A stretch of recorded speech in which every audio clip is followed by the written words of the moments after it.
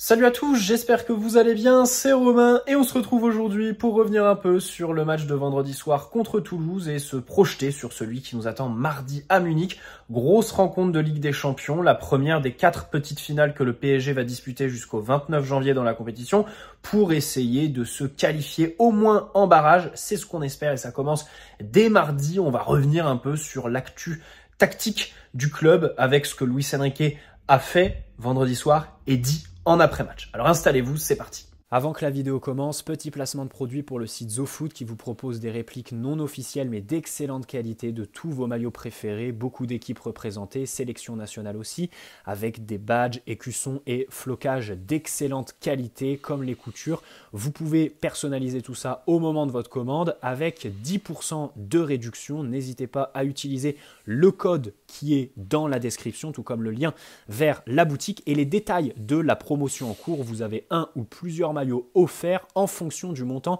de votre panier. Le maillot est à indiquer au moment du paiement dans la page de commentaires. Et pour la livraison, sachez qu'il vous faudra entre 15 jours et 3 semaines grand maximum pour recevoir votre commande. Voilà, merci à eux, c'est eux qui régalent. Alors, commençons au poste où tous les doutes sont permis quant à une titularisation de Gigio Donnarumma mardi soir. Il a joué 3 des 4 matchs de Ligue des Champions cette saison. Sur les 3, il y a 2 défaites durant lesquelles il a une large part de responsabilité sur les buts encaissés. L'Atlético, l'erreur de main à la dernière seconde sur le but de Correa. À Arsenal, l'attentisme et les sorties pour le moins étranges. Et aujourd'hui, on semble plus que jamais proche d'un bouleversement dans la hiérarchie des gardiens, auquel je ne croyais pas avant le début de la saison. Rappelez-vous les articles dans la presse au moment de la signature de Safonov. Luis Enrique veut instaurer une concurrence. Il ne veut pas d'un numéro 1 en force. Voilà, il veut rebattre un petit peu les cartes. J'y croyais peu parce que je voyais Donnarumma bien meilleur que les 2 autres qui étaient mis en concurrence donc dans les médias avec lui. Alors aujourd'hui, Tenas est loin des 2 premiers. Encore une fois, on l'a pas vu vendredi soir. Et c'est vrai que il semble vraiment, lui, pour le coup, numéro 3. Par contre, Safonov, 2 sorties donc contre Lens et Toulouse bien plus rassurantes, 2 clean sheets que sur les 3 premiers matchs qu'il avait joués. Reims, il encaisse un but. Rennes, il encaisse un but. Alors Gérone, il en encaisse pas. Mais c'est vrai que c'était assez quelconque au mois de septembre. Là, par contre, voilà, il y a un peu plus de matière, des arrêts et surtout à la relance. Visiblement, Luis Enrique le considère meilleur que Donnarumma, puisqu'il a encore confirmé vendredi soir après le match contre Toulouse que c'était un choix tactique. Un journaliste lui a demandé et il répond juste oui. Alors, faut savoir que sur ce dossier, il est très peu éloquent, Luis Enrique. Il veut pas parler du tout. Mais la réalité, c'est que Safonov, en 5 matchs cette saison, c'est 3 clean sheets. Donnarumma, c'est 2 clean sheets en 11 matchs. Et donc, si on suit cette logique tactique, Luis Enrique qui nous dit vendredi qu'il a mis Safonov pour ces raisons-là. Bon, Toulouse est une équipe assez proche de Lens, contre laquelle il avait aussi été titulaire, dans le sens où Toulouse est venu nous chercher par séquence. Toulouse est une équipe qui presse. Alors, pas comme le Lens de Will Stick, bien évidemment, mais voilà, c'est une équipe qui se livre un petit peu.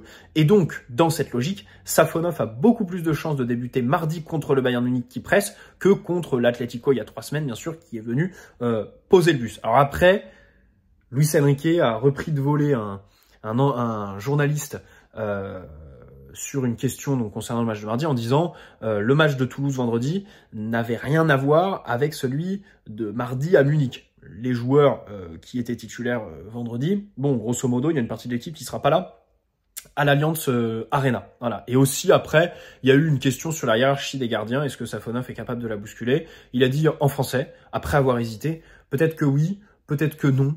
Voilà, il a dit, vous avez vu, je me suis amélioré en français. C'est l'accent versaillais. Dans sa série, je pensais qu'il habitait à Saint-Germain-en-Laye, mais visiblement, il habite à Versailles puisqu'il parle d'accent versaillais. Je sais pas trop pourquoi il nous a cité Versailles. Mais donc, il a dit, voilà, il a été très évasif sur cette question de la hiérarchie. Alors, Safonov, pour revenir sur son match de vendredi, c'est vrai que sa 2e relance est loupée, mais après, il a assuré. Pas d'erreur notable, pas pris de risque, des arrêts en première mi-temps, là, sur la touche toulousaine, et puis le double arrêt en deuxième, qui est vraiment à propos, voilà, un vrai bel arrêt qu'on voit de sa part pour les premières fois, hein, parce que c'est vrai que sur ses premiers matchs, il n'était pas vraiment sollicité. Il y a eu un article du Parisien qui a dit que Safonov a épaté par sa capacité d'adaptation. Visiblement, voilà, son environnement, il l'a conquis. Voilà, c'est vrai qu'il y avait pas mal de questions, hein, quand tu viens de Russie, rien que la question de la langue en fait se pose. Et finalement, ça semble bien se passer. C'est les échos qu'on a eu dans la presse. Et donc Donnarumma, bien sûr, hein, qui a été mauvais tout simplement contre Arsenal et l'Atlético. Là, je pense que au moins en Ligue 1, on peut dire que le statut de Donnarumma a évolué. Je pense que là, Safonov s'est vraiment rapproché de Donna, et le voir coup sur coup contre Lens et Toulouse et Luis Enrique qui nous dit c'est un choix tactique. Bon, je pense que là, la hiérarchie a évolué à l'échelle nationale. Maintenant, en Ligue des Champions, est-ce qu'il va passer le pas mardi soir? On verra. Mais en tout cas, le statut de Donnarumma est clairement disputé. Il y a des infos comme quoi sa prolongation aurait été un peu mise en stand-by par le club. Voilà. Hakimi, Nuno Mendes, Vitinha, c'est en très bonne voie. Hakimi s'est signé. Vitinha très bientôt. Mais Donnarumma, c'est vrai que, à part les infos qui sortent de son entourage, les déclarations de son agent, les infos comme quoi l'année dernière, il disait qu'il voulait être capitaine machin, c'est vrai qu'on n'a pas d'autres échos. Voilà, bref. On va voir comment ça se goupille par la suite. Après, personnellement, au pied, je vois pas Safonov vraiment meilleur que Donnarumma, quoi. C'est vrai qu'on chipote un peu en fait. Et c'est vrai que si le choix tactique c'est vraiment le jeu au pied, je me demande pourquoi Tenas justement ne joue pas, parce que s'il y en a bien un qui est meilleur que les deux autres au pied, c'est vraiment lui. Alors après, c'est vrai qu'il fait pas vraiment d'arrêt, Tenas. Mais voilà, d'ailleurs le dernier match contre Toulouse, il avait carrément fait une passe décisive la saison dernière. Mais il s'était aussi troué sur des buts encaissés. Mais voilà, c'est vrai que si la raison tactique, c'est gérer le pressing en face, je comprends pas trop pourquoi Tenas n'est pas dans les débats. Surtout que c'est un joueur que Luis Enrique a voulu, avec qui il partage le même agent, je crois, et qu'il connaît. Parce que voilà, il vient du Barça, machin. Donc c'est vrai que je comprends pas trop pourquoi Tenas n'est pas plus dans les débats, puisqu'on parle essentiellement de jeu au pied. On parle pas de faire des arrêts, là. On parle de gérer un pressing. Bref. En défense, dans mon débrief à chaud, j'ai quand même oublié de m'arrêter sur les prestations de Beraldo et Skriniar, qui ont été assez bonnes. Beraldo, je pense, sa meilleure de la saison. J'ai pas trop compris l'inversion entre les deux, là.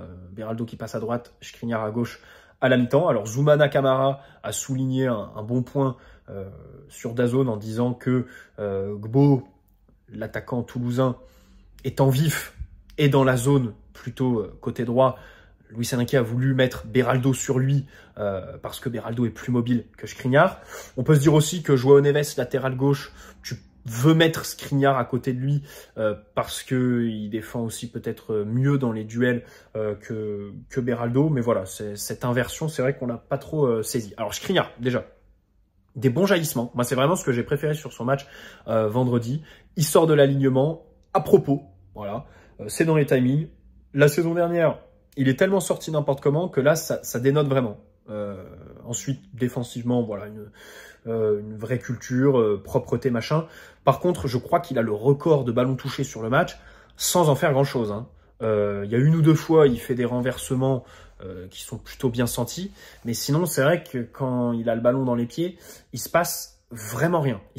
Mais il remplit son rôle de super sub. Et c'est vrai que on va avoir des retours. Kimpembe, Lucas Hernandez. Mais ce sont deux gauchers. Et donc, ça va être sur le poste de Pacho, de Beraldo et Marquinhos à droite, à personne derrière lui. Donc, Skriniar cet hiver, avant de le faire partir, enfin moi, je fais partir que si on a un transfert définitif, donc qu'on se débarrasse complètement de son salaire énorme et qu'on fait potentiellement entrer une indemnité. Mais si on le prête, et pire encore, si on paye une partie du salaire, je garde autant qu'il reste pour ce genre de match, surtout que Marquinhos a la traditionnelle blessure au mois de février-mars, donc il pourrait nous être utile à ce moment-là. Voilà. Yoram Zagué, je me suis pas trop arrêté sur son match parce que c'est vrai qu'il n'y a pas grand-chose à en dire. Contre Angers, il avait fait une bonne entrée à la mi-temps où on menait 4-0, donc forcément le contexte était un peu plus favorable. Il était sur son bon côté, il a pu montrer ses qualités offensives parce que c'est un latéral plus offensif que défensif. Là, voilà, il était 3e central, à gauche. Du coup, il prenait aucun risque avec ballon, vraiment que des passes vers l'arrière ou latéral. Offensivement, rien. Défensivement, une gestion de la profondeur parfois un peu calamiteuse, pris dans le dos un peu trop facilement. Mais voilà, c'est vrai que c'est pas du tout son poste. C'est pas du tout son poste. Il a été remplacé par Vitinha à l'entrée et à la mi-temps, pardon. Et j'aimerais juste nuancer l'entrée de Vitinha parce qu'après avoir revu du coup le match, la deuxième mi-temps avant le but donc de Vitinha, bon, il se passe pas grand-chose. Et pourtant, il a un gros volume de ballons sans les bonifier. Par exemple, un Fabian Ruiz, j'ai plus de passes tranchantes à son actif sur l'entrée beaucoup plus tardive pour lui que Vitinha, qui touche beaucoup de ballons, mais finalement en fait pas grand-chose et ne surnage pas vraiment quand on est dans un temps faible. Revenons donc sur Beraldo. Beraldo, ce qui est marrant, c'est que vendredi, il a été bon sur ses défauts habituels et un peu décevant sur ses qualités intrinsèques. Dans le sens où il a bien défendu. Voilà, il a été aidé par le fait de jouer en défense centrale. Pour une fois, c'est vraiment à souligner. Quand tu le mets à son poste de prédilection, il est forcément meilleur qu'en latéral gauche. Et en plus, à la mi-temps, il repasse axial droit. Même là, il a été plutôt bon. Voilà, gestion des duels, pas d'erreur. Il met un beau but, la volée. Après, avec ballon, on le voit de moins en moins, je trouve. Plus les matchs avancent, est-ce que c'est le fruit du manque de confiance accumulé par son début de saison qui n'est pas bon. Et à titre personnel, par exemple, il n'a pas été sélectionné avec le Brésil sur la dernière trêve internationale. Peut-être que ça lui a mis un coup sur la tête. C'est vrai qu'on le voit beaucoup moins prendre des passes longues, des passes qui cassent les lignes, des passes qui trouvent des joueurs derrière la première pression adverse. Donc là-dessus, c'est vrai que j'espère revoir Beraldo à son meilleur niveau. Parlons ensuite de quelque chose qui, je pense, est voué à être revu. C'est João Neves en latéral gauche. Enfin, latéral gauche, en 3e centrale gauche. Déjà parce qu'on l'a déjà vu sur certaines séquences, quand Nuno Mendes est sur le terrain, on le fait monter et c'est João Neves qui va compenser derrière. Luis Enrique a expliqué ce choix de lui donner une mi-temps entière à ce poste en disant que, tactiquement, il voulait la qualité de relance de João Neves à ce poste-là. Voilà, donc on sait, Yoram Zagué prenait aucun risque et tout ça. João Neves a le bagage. Il y a un moment en première mi-temps, il fait une espèce de feinte de corps devant sa surface qui nous a un peu rappelé Marco Verratti. Et c'est vrai que c'est pas déconnant de le voir à ce poste-là, João. Peut-être que c'est aussi en vue du match contre le Bayern, où Nuno Mendes est un peu incertain, même si les nouvelles sont bonnes aujourd'hui. Bon, Beraldo face à Michael Olise, en matière de mobilité, explosivité, ça risque d'être compliqué. Alors que João Neves, c'est vrai que, voilà, il est vif sur les appuis, il est rapide, et il aime aller au duel. Il s'en sort pas trop mal la plupart du temps. Donc voilà, peut-être que c'est en vue d'une future absence de Nuno, mais même en la présence de Nuno, je trouve que cette mi-temps en latéral gauche a été assez utile parce que il faut multiplier les séquences où Nuno monte et le relayeur gauche comble. De toute façon, c'est un système qu'on a déjà vu la saison passée avec Fabian Ruiz notamment en Ligue des Champions qui faisait ça. Après, tout ce que je viens de dire est un peu éclipsé parce que Nuno, visiblement, selon l'équipe, n'était pas blessé en fait sur le match de vendredi, il était juste ménagé, il s'est remis de sa petite entorse qu'il a eu avec le Portugal contre la Croatie. Et il a fait l'entraînement collectif en entier ce matin. Visiblement, il est prêt à jouer mardi contre le Bayern. Gonçalo Ramos et Kimpembe ont aussi fait la séance entière. Donc Kimpembe, c'est très bien. Ramos, c'est encore mieux parce que pendant la trêve, il avait un programme adapté. Il participait pas aux exercices où il y avait des contacts. Donc les oppositions, par exemple, en fin d'entraînement, il ne les faisait pas. Et là, il a fait la séance entière. Donc, ça veut dire qu'il y a eu une évolution positive. On soulignait dans une précédente vidéo le fait qu'il était un peu en retard sur son programme. C'est le cas. Voilà, c'est le cas parce qu'à la base, quand même, on voulait le faire jouer contre Toulouse vendredi. Et là, on ne sait même pas s'il sera dans le groupe mardi pour le Bayern. Évidemment, il n'a pas joué vendredi. Mais voilà, c'est plutôt positif. Lucas ne s'entraîne pas depuis quelques jours, mais c'est pas par rapport à une rechute ou quoi. Visiblement, il a un syndrome viral. C'est ce que le club a communiqué. Déjà, jeudi, je crois, il n'était pas à l'entraînement. Donc ça fait plusieurs jours. Soit il est au lit et il est vraiment KO avec ce... Il a vraiment chopé un vrai truc, il est vraiment malade. Soit le club nous cache une espèce de rechute. Mais bon, je pense qu'il est malade. Je veux pas être mauvaise langue, voilà. Mais il était encore pas là du coup ce matin à l'entraînement. Bref, passons au milieu avec donc ce rôle de relayeur pour Désiré Doué.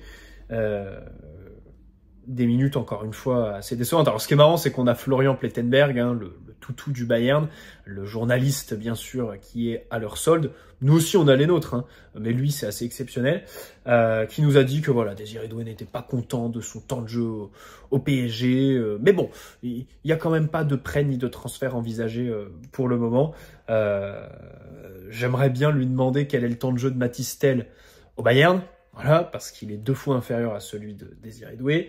Et puis, j'aimerais aussi lui rappeler que sur Désiré Doué, il n'est pas invité à parler, Plettenberg, parce que cet été, évidemment, il relayait la parole du Bayern jusqu'à se discréditer complètement, puisqu'il nous disait qu'il y avait un accord, que Désiré Doué voulait absolument y aller, que ça y est, c'était oui, et au final, bah c'est non. Voilà. Donc, on a eu cette info assez drôle. Pour revenir sur le rôle de relayeur, bien sûr, de Désiré Doué, c'est une question qu'on soulevait cet été, encore une fois, en fait, avant sa signature. C'est un rôle qui demande de couvrir beaucoup de zones, sur lequel, je pense, tu as beaucoup de consignes à ingurgiter. Le coach te dit beaucoup de choses, couvrir l'ailier gauche, te déplacer sur la largeur quand on a le ballon, aller aider ton latéral. C'est vrai que ce poste de relayeur gauche est très particulier au PSG, vraiment. Et donc, peut-être que Désiré Doué s'est un peu noyé dans les consignes et est resté un peu trop scolaire. Voilà, c'est le risque que j'ai vu dans son match de vendredi. C'est vraiment ne pas s'écarter des consignes et donc ne pas laisser libre cours à sa créativité qui est sa première force. Après, quand il laisse libre cours à sa créativité, il nous fait des actions solitaires où à la fin, il force la frappe 80% du temps. Mais il y a un juste milieu à trouver. C'est tout l'enjeu sur les prochaines semaines avec un impératif de temps de jeu qui est à prendre en compte avec lui. Il faut qu'il enchaîne les minutes. Dembélé. Dembélé, on va pas revenir sur son match qui est plutôt mauvais malgré un bon premier quart d'heure. Juste, il a bien tiré les corners. Et peut-être que du coup, mardi, il les aura. Surtout si Lee Kang-in n'est pas sur le terrain. Asensio, peut-être, lui sera préféré. Parce que Asensio fait un mauvais match vendredi. Mais vraiment mauvais, c'est fantomatique. Après, Lee, sur l'entrée, on n'a pas vu non plus d'action franche marquante, tu vois. Après, peut aussi se poser la question de Colomani. Et on y reviendra demain dans l'avant-match, bien sûr. Potentielle titularisation de l'ancien de l'Eintracht Francfort, qui connaît bien la Bundesliga, le Bayern, il a performé contre eux. Bref. Fabien Ruiz, justement, qui remplace Dembélé aussi pour le dernier quart d'heure, fait une bonne entrée. Il faut noter une vraie volonté de porter le ballon haut sur le terrain, des passes plutôt tranchantes, voilà, que je souligne. Moscardo, j'en avais parlé dans l'avant-match, j'aimerais juste revenir sur son entrée du coup, hier, comme prévu. Il a eu ses premières minutes en Ligue 1 contre Lyon, alors il est rentré dans le temps additionnel, mais qui s'est éternisé, du coup il a eu 7 minutes de temps de jeu. Bon, pas grand-chose à en dire, juste il fait une bonne récupération devant sa surface, et il tire aussi, il prend un tir devant la cage lyonnaise. Je pense que le principal point positif, c'est que sur le banc, il y avait Fofana, qu'il aurait pu faire rentrer Fofana plutôt que Moscardo, et que donc il a préféré Moscardo, Lucas Elsner. Donc c'est une bonne nouvelle. Après, Luis Campos commencerait à s'impatienter, selon RMC, pardon. Et il y aurait plusieurs clubs de Ligue 1 qui sont venus aux nouvelles pour potentiellement le reprendre cet hiver. Moi, je suis absolument pour, parce que Reims est bien trop fourni dans son secteur de jeu, en fait, Moscardo. Et si on pouvait le refourguer à un club où il aura beaucoup plus de temps de jeu, ce serait pas mal. Parce qu'en fait, les soucis physiques, il s'en est débarrassé depuis un petit bout de temps déjà. Il y a aussi la question de la concurrence dans cette zone-là. Visiblement, il fait 5 séances en plus avec un préparateur physique par semaine. Donc ça, c'est cool. En même temps, il a eu une année très compliquée. et il serait époustouflant par la maîtrise de son français. Ça, c'est son entraîneur Elsner qui l'a dit. Bon, après, on n'a pas recruté Duolingo, mais voilà. C'est des nouvelles de Moscardo quand même, hein, qu'on avait payé 20 millions et que j'attendais personnellement. Nasser sur RMC, je reviens juste sur son interview. Là, Nasser, il fait une petite tournée médiatique. Hein, il a fait RMC. Là, ce soir, il fait Olivier Talaron sur Canal+. Visiblement, ils vont parler d'Mbappé en plus, donc je sais pas trop ce qu'il va dire. Moi, j'aimerais bien qu'il confirme l'info de Melero, parce que franchement, l'histoire avec Mbappé, j'en ai plus rien à faire. Je sais qu'on va perdre. Je ne veux juste pas qu'on soit bête au point d'aller au prud'homme et que, enfin, si on va aller au prud'homme, mais c'est-à-dire que si les prud'hommes rendent leur décision plus d'un an après la saisine, il y a des intérêts qui sont de 8% en fait. Donc c'est 8% de 55 millions. C'est quand même pas rien, tu vois. Ça peut vite augmenter la note. Melero, donc notre directeur général, avait dit il y a un mois qu'on avait provisionné les 55 millions. Donc en fait, le PSG les a, et si on doit les sortir, du coup ça fera rien. On les a économisés. J'aimerais bien que Nasser confirme cette info, parce que on sait jamais avec ce club, hein.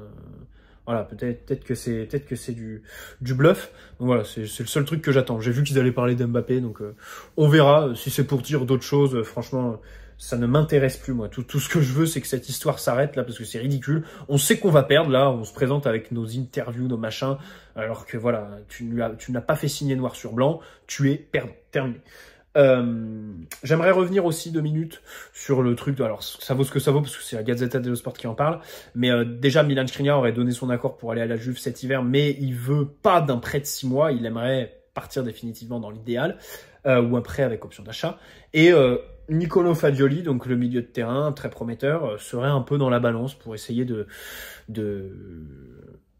baisser la note en fait, tout simplement faire un échange. À ce qui paraît, la Juve serait aussi intéressée par Colomoni. Mais Fagioli, c'est marrant parce que ça m'a rappelé le match qu'on gagne 2-1 chez eux en 2022, juste avant la Coupe du Monde. Rappelez-vous, avec le but d'Mbappé et le but victorieux de Nuno Mendes. Fagioli avait été très bon ce soir-là. Voilà, il avait vraiment dicté le rythme. Il a une qualité qu'on n'a pas, c'est le jeu de passe. C'est vrai qu'au milieu, on manque cruellement de passeurs. Quand je dis ça, je vise particulièrement Warren, c'est son défaut, très clairement. Joao Neves aussi. Alors, Joao Neves a des passes décisives, c'est vrai, c'est un passeur décisif. Vitinha. Voilà, c'est vrai que ce sont des joueurs qui ne font globalement pas assez de passes, et lui, il est très bon là-dedans. Hein. Voilà, les passes réussies, les passes vers l'avant, porter le jeu, les passes longues. Après, à quel point Luis Enrique bride ses joueurs dans cette dimension-là? C'est une question qui se pose. Quand on voit Vitinha envoyer Joao Neves dans la profondeur sur une ouverture fantastique qu'on voit jamais au PSG avec le Portugal cette semaine, bon, on se pose 2-3 questions. Quand on voit aussi, pour un autre poste, Nuno Mendes aller au bout de son action avec Rafael Leao pour au final donner un centre qui est une passe décisive puisqu'il y a but derrière, on se dit au PSG, on voit jamais ça en fait. Les centres qu'il fait, c'est en ayant reçu le ballon derrière, arrêter et en faisant un centre claqué bien fort qui finit vraiment entre la ligne défensive et le but. Donc c'est vrai que on peut se poser des questions là-dessus. On en parlait sur Désiré Doué, est-ce qu'il ne s'est pas noyé dans les consignes de son entraîneur vendredi soir?